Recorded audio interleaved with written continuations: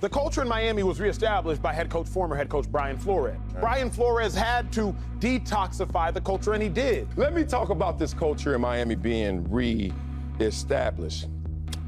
What is the culture in Miami right now? I'm looking at the Miami Dolphins culture. Did it really change? As much as Brian Flores changed it in terms of perception, but then he leaves and sues them. So what's real from what's fake? Because obviously he wasn't totally satisfied with what the culture was or how he was treated in that culture. Flores is telling us Miami is not what you think. And they didn't get rid of the dirty water necessarily. They just turned the faucet off and said, it's clear now. And you're like, wait a minute. No, turn it back on. No, it's clear right now. That's my point. It seems that Tua Tagovailoa and Tyreek Hill speaking out, being out there, is really troubling some of these people in the media. That's because they're used to most athletes just sitting back and taking it. One of the problems young men in America are facing today is they're growing up in an era where people look at strong men and call it toxic.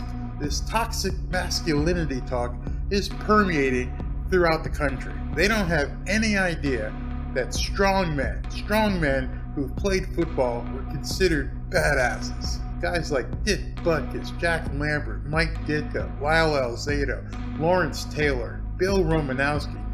There's too many badasses to mention in a short video like this. If you thought you were a tough guy, once you stepped on the field, there was always someone ready to take you out. One guy even wrote a book. The book was called They Call Me Assassin. That book was written by Jack Tatum. Jack Tatum is the guy who leveled probably the most vicious hit ever in the NFL when he took out Daryl Stingley. And Daryl Stingley ended up being paralyzed because of that hit. After that, the rules changed, obviously, to make the game a little less violent. But the rules that changed didn't take the strength, the strong man out of football, thankfully. But today's social weenies, they don't know anything about that. They think men are victims of toxic masculinity, whatever that is. You've seen Tyreek Hill in his podcast that absolutely has the media going nuts.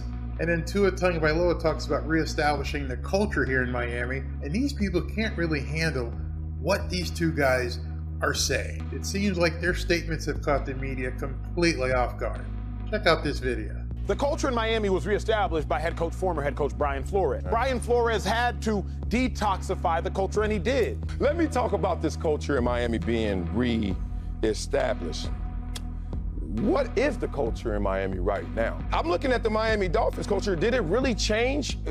As much as Brian Flores changed it in terms of perception, but then he leaves and sues them. So what's real from what's fake? Because obviously he wasn't totally satisfied with what the culture was or how he was treated in that culture.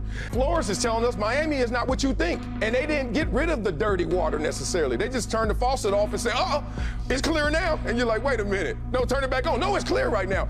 That's my point. So, Tua, let's not keep this complicated, man. It's this simple, brother. Win games. You reestablish whatever you want. Brian Flores didn't instill any cultural significance in Miami. Quite the opposite. And even if he did, he destroyed whatever credibility and culture he built by then suing the Dolphins. I agree that in order to establish a culture around the team, you do have to win. But you have to start with swagger, you have to start with confidence, and you have to be a bit arrogant. Then you have to get on the field and back it up. But if I'm a coach, I want my players to feel bulletproof. I want my players to walk the walk. It's up to them to get out there and back it up on the field. But if I'm Mike McDaniel, I definitely want fans in Miami and the teams coming to Miami to know things are different. In my opinion, the Dolphins need that Dan Marino type swagger. They need to bring the swagger back from the Miami Hurricanes back in the day when Michael Irvin and Warren Sapp played. That kind of swagger. The Dolphins need that Dan Marino cockiness. They need that to be felt by other teams that they play. And they definitely don't need wimpy reporters telling them to shut up and be humble. For instance, this writer at Fin Fanatic on Fansided needs to put down his cup of soy milk and maybe grab some Jägermeister and grab a hold of himself because, man, this kid's a wimp. I want you to check out what he wrote in this article. Man, this kid's off base. Way off base. Tyreek Hill needs to shut up and focus on football because all he's doing right now is painting a bigger target on QB Tua Tagovailoa and the Miami Dolphins. What do you mean paint a target? Do you think the teams in the NFL are going to let the Miami Dolphins sneak up on them or something? This is the NFL, idiot.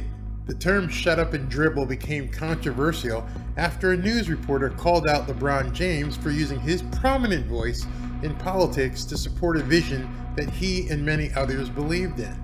Last time I checked, Tyreek Hill is not speaking to push a bigger cause outside of football.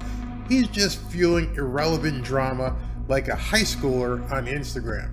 Oh, so if you're not doing something with your platform to discuss a cause, then you should shut up. But if you're like LeBron and you're pushing the BLM, then go for it. But Tyreek, you should shut up. This guy's a moron.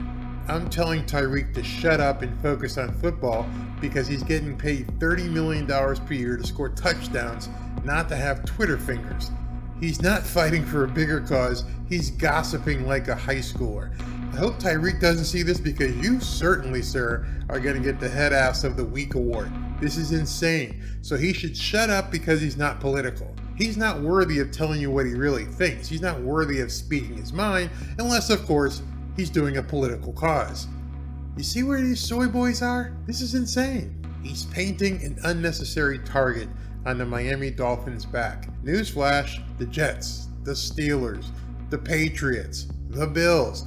Everybody is going to be ready or try to get ready for the Miami Dolphins this year. There's no such thing as an unnecessary target. This is the NFL. This isn't your high school. You're the one who's acting like you're in high school. If players want to talk, I fully support all the talk they want to do after they have put in the work on the field. But talking before anything has happened is just bulletin board material for the rest of the media that wants to take down Tua Tagovailoa, the Dolphins, and Tyreek Hill's move to Miami. Come on, man.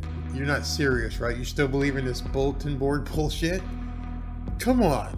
Tell me you're actually writing an article and telling me that you're worried about what teams are going to look at in the locker room on a bulletin board. I promise you that the Patriot defenders and Bills defenders are going just a little bit harder when they think about some of the ridiculous things Tyreek Hill has said on the mic recently.